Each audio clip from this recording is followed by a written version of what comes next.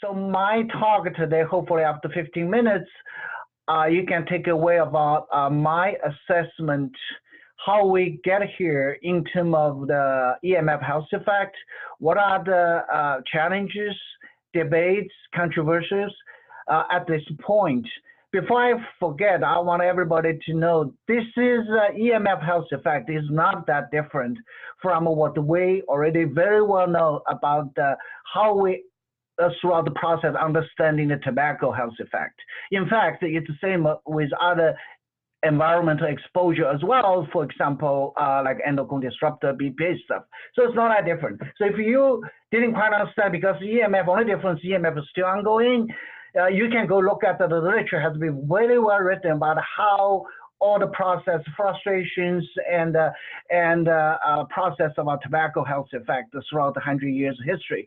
And unfortunately, we were hoping that lesson learned from tobacco experience will make the public health understanding of the measures go much more efficiently, but sometimes history is painfully similar. So that's I want to put out there first. If you have anything, you can go, because I hear a lot of people very frustrated with this process. So what I'm trying to do is slightly different from what Frank just did, is look at overview, because I'm an epidemiologist. I just, based on my perspective, my experience to more than 20 years in this area studying health effect of EMF, trying to understand what's going on, why there's so much controversial, or maybe even still a lot of misperception, not just in the general public, even in the scientific community. So the EMF health effect was raised back in 1979 by these two scientists. And looking back, if eventually EMF did have a health effect and we're studying it, we have to be forever grateful for those two scientists. But at the same time, just like life events, they left the two legacies, I think, unfortunate legacies that may have contributed to whatever the controversial we have right now, because they look at the so-called EMF, they barely measured any EMF. They basically look at the power wire without the wire codes, thickness wire. I don't have time to go into this, but basically they look at they find association actually with this wire code with child leukemia. So they published that paper. Looking back, they were extremely lucky. So in that kind of crude measurement, which basically no measurement of EMF, they were able to find this association, which was fine, but as we know, luck cannot be repeated. So many studies, so they left the two legacy, which number one is, you had a very poor measurement, basically no measurement of EMF. Number two, to look at the outcome, which I deemed is not that sensitive.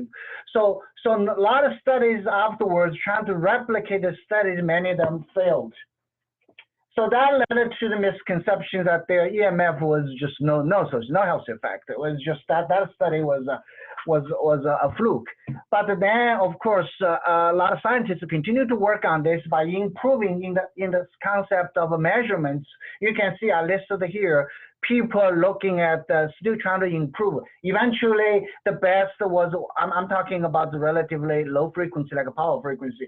People started invented the meter. They actually can capture the EMF wherever you go. So that's the best so far at this point. So that's what our study started using that. So you can see the top ones that most of study have been using basically are not really measure EMF, even though they claim they study EMF health effect. This is the point I'm trying to make. If you cannot measure EMF, please do not say your study is examining EMF health effect, because by definition, if you can't measure exposure, you're not going to find any association, even association is there.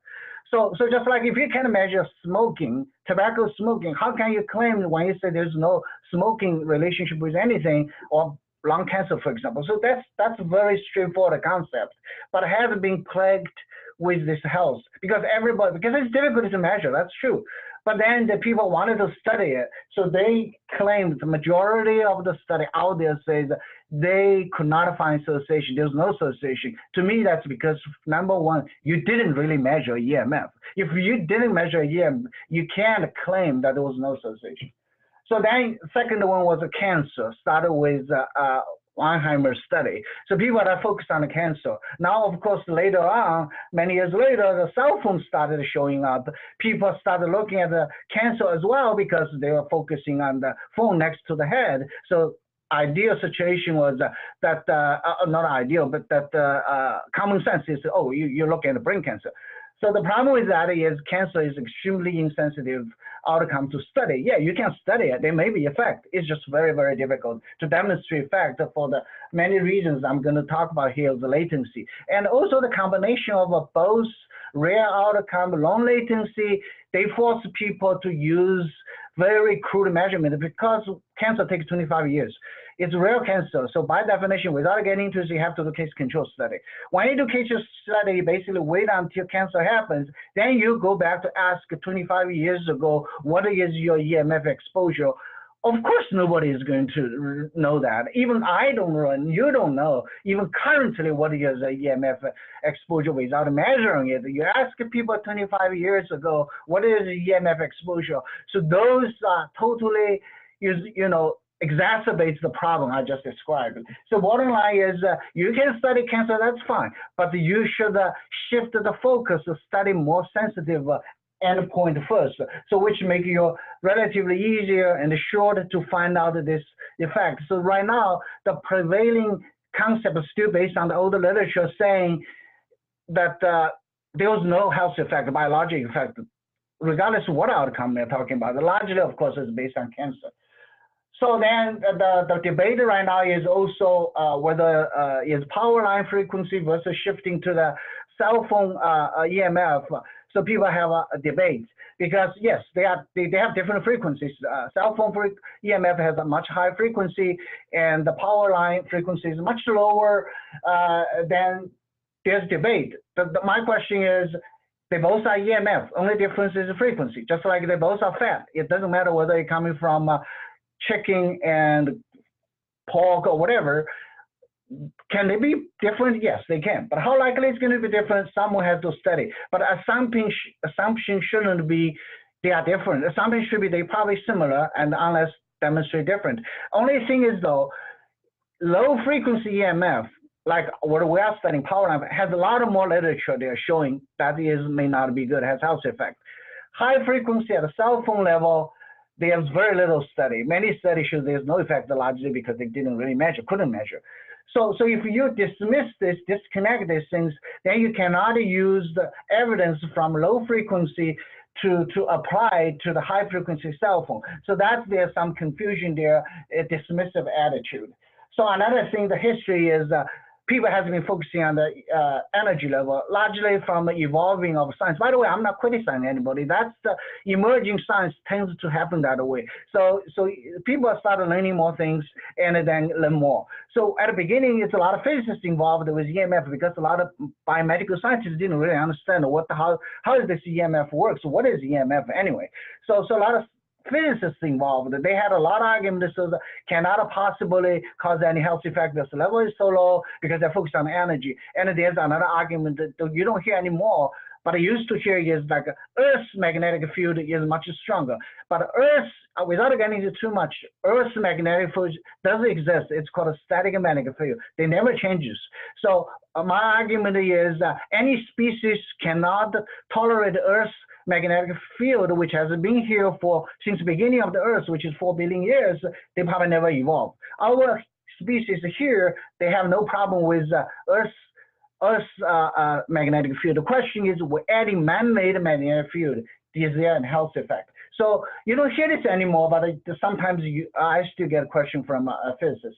So the key thing right now, you need to separate what is non-thermal effect. In other words, most the public care about is EMF causing not a heating injury, is causing cancer, causing miscarriage, causing child disease, or causing autoimmune disease. Those are the non-thermal effects.